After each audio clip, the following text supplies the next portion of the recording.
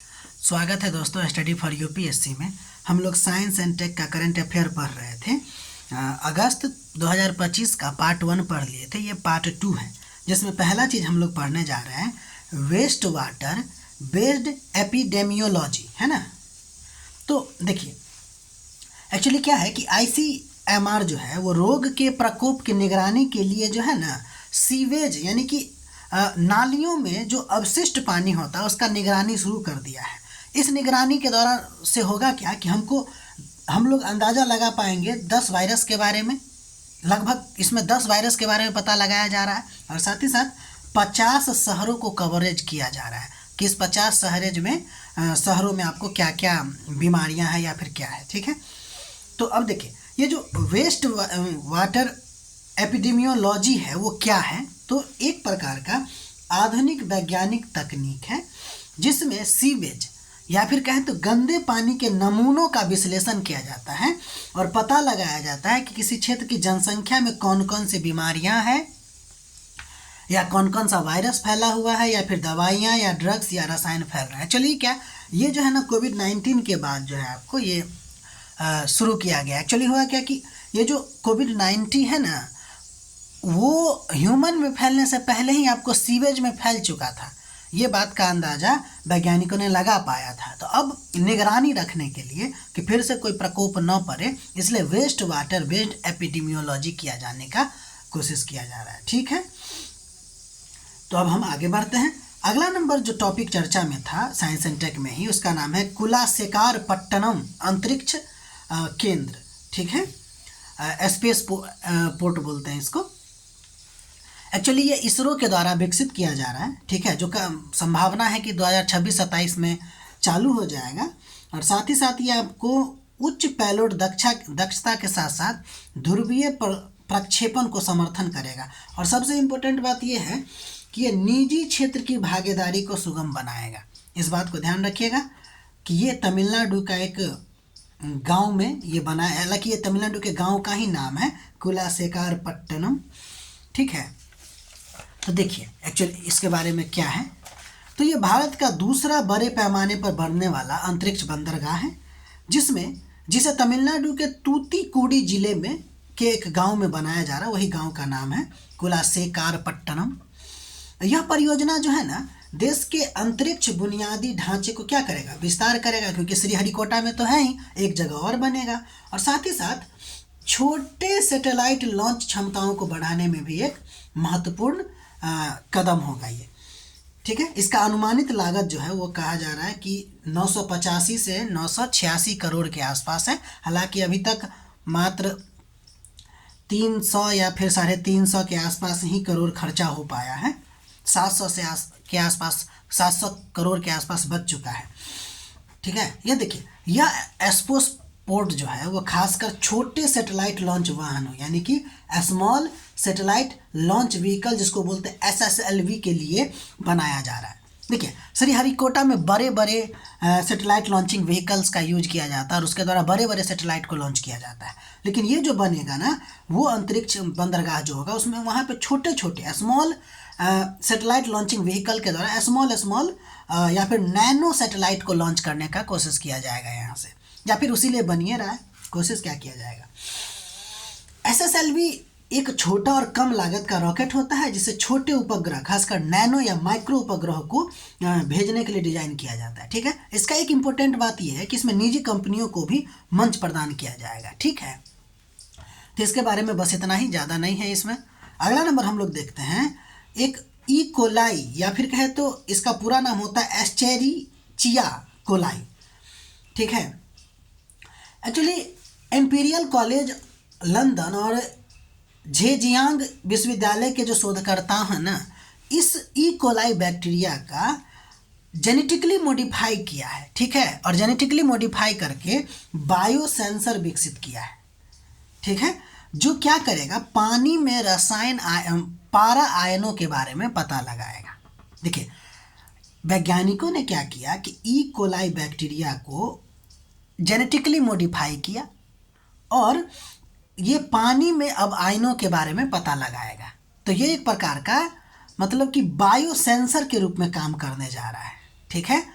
देखिए आपको थोड़ा सा एक आइडिया देते हैं। जब आप म्यूचुअलाइजेशन पढ़िएगा, ये रिलेशन होता है आपको क्या कहते हैं उसको, इकोनॉमी में एक चैप्टर में हम आपको पढ़ाए हैं जिसमें आपको इसके बारे में बताया गया, जैसे कि लाइकेन जो होता है ये भी एक प्रकार का बायोसेंसर के तौर पे आप कह सकते हैं काम करता है, क्योंकि ये आपको प्रदूषण खासकर SO2 के बारे में बताने का कोशिश करता है। तो इस तरह से ई कोलाई बैक्टीरिया भी है जो आपको इसको जेनेटिकली मॉडिफाई करके पारा आयनों के बारे में पता लगाने का कोशिश किया जाएगा इससे। हालांकि पारा आयन ही नहीं, बहुत सारे और भी होंगे, ठीक है, पता लगाने में सक्षम है ये। अब देखिए ई कोलाई की अगर हम बात करें तो वैज्ञानिक ने इसको क्या किया, वही आपको बताया कि जेनेटिकली मॉडिफाई किया है और उससे पारे की मौजूदगी को पहचान करेगा, जिसके कारण इसे अब बायोसेंसर बैक्टीरिया भी कहा जाता है। ठीक है, यानी एक जीवित बैक्टीरिया, यानी कि जीवित सेंसर है, लिविंग सेंसर है ये। ठीक है, अच्छा ये कैसे बता पाता है? क्या अकेले सक्षम है बैक्टीरिया क्या? यानी कि बैक्टीरिया सीधे बता पाएगा? तो नहीं, इसको पहले जेनेटिकली मॉडिफाई किया गया है, इसमें कुछ जीन डाले गए हैं। तो देखिए ये अकेले सक्षम नहीं है। ये जो बैक्टीरिया ई कोलाई है उसके अंदर कुछ खास जीन या कहें तो प्रोटीन डालते हैं। अगर आसपास के पानी या माहौल में पारा है तो इस जीन से, यानी कि जो जीन डाला गया उस जीन से पारा चिपक जाता है, जिसके वजह से बैक्टीरिया के अंदर एक सिग्नल सिस्टम चालू हो जाता है और ये फिर सिग्नल देता है। सिग्नल दे सकता है, हरा रंग उसमें मतलब कि हरा रंग निकालने लग सकता है, या फिर रंग बदलने लग सकता है, या फिर कहे तो मशीन में इलेक्ट्रिक सिग्नल, अगर इससे मशीन से जोड़ दिया जाए तो इलेक्ट्रिक सिग्नल दिखाने लगता है। तो इस तरह से ये आपको काम करता है और पारा की मौजूदगी के बारे में बताता है। यानी कि बैक्टीरिया अकेले सक्षम नहीं है, ठीक है, इसको बनाया गया है जीन डाल के, यानी कि किसी रसायन को डाल के। ठीक, अब आगे बढ़ते हैं, एक बात और देखते हैं। पारंपरिक बायोसेंसर की बात अगर करते हैं तो इसमें एंजाइम आधारित, ये जो पारंपरिक बायोसेंसर होता है वो एंजाइम आधारित होता है, जो कमज़ोर होता है, महंगा भी होती है और जटिल वातावरण में धीमा काम करता है, इसलिए अब इसको बनाया गया है जेनेटिकली मॉडिफाई को। ठीक है, अगला नंबर टॉपिक जो आपको चर्चा में था वो भारत में हृदय प्रत्यारोपण कार्यक्रम, एक्चुअली में ऑर्गन ट्रांसपोर्ट कार्यक्रम इसका का ही एक पार्ट है ये, तो इसीलिए इसके बारे में देखते हैं। भारत में जो हार्ट ट्रांसपोर्ट प्रोग्राम है, इसका मतलब ये है कि जो डोनर है उससे जो हार्ट प्राप्त होगा उसको बहुत कम समय में सुरक्षित तरीके से मरीज के पास पहुंचाना, ताकि सफल हार्ट ट्रांसप्लांट हो सके। ध्यान दीजिएगा, हार्ट ट्रांसप्लांट कार्यक्रम जो है वो कोई मतलब कि स्कीम नहीं है, ये एक ऑर्गन ट्रांसपोर्ट, ग्रीन कॉरिडोर और नेशनल कोऑर्डिनेशन का एक समन्वित रूप है ये। ठीक है, तो यह पूरा सिस्टम जो है आपको, ये एक प्रकार का सिस्टम है जो ऑर्गन ट्रांसपोर्ट, ग्रीन कॉरिडोर और नेशनल कोऑर्डिनेशन पर क्या है आपको आधारित है। ठीक है, तो यह एक सिस्टम है, इस बात को ध्यान रखिएगा। ग्रीन कॉरिडोर का मतलब ये होता है कि ट्रैफिक फ्री रूट बनाया जाता है, लेकिन ध्यान दीजिएगा भारत में अभी तक ग्रीन कॉरिडोर का बातचीत चल रहा है, लेकिन अभी तक बना नहीं है। अगर स्टेटमेंट में दे दिया जाए कि भारत में हृदय प्रत्यारोपण कार्यक्रम के लिए एक पूरी तरह से तैयार ग्रीन कॉरिडोर बन चुका है, तो ये गलत होगा कथन। इसके अलावा नेशनल कोऑर्डिनेशन में आपको नोटो, सोटो, रोटो भी शामिल है, यानी कि इसमें एक्चुअली ये क्या है, तो राज्य लेवल पे, स्टेट लेवल पे, रीजनल लेवल पे अलग अलग क्या है नेशनल कोऑर्डिनेशन सेंटर है ये। जैसे देखिए, नोटो का मतलब क्या होगा, national organ and tissue transplant organisation.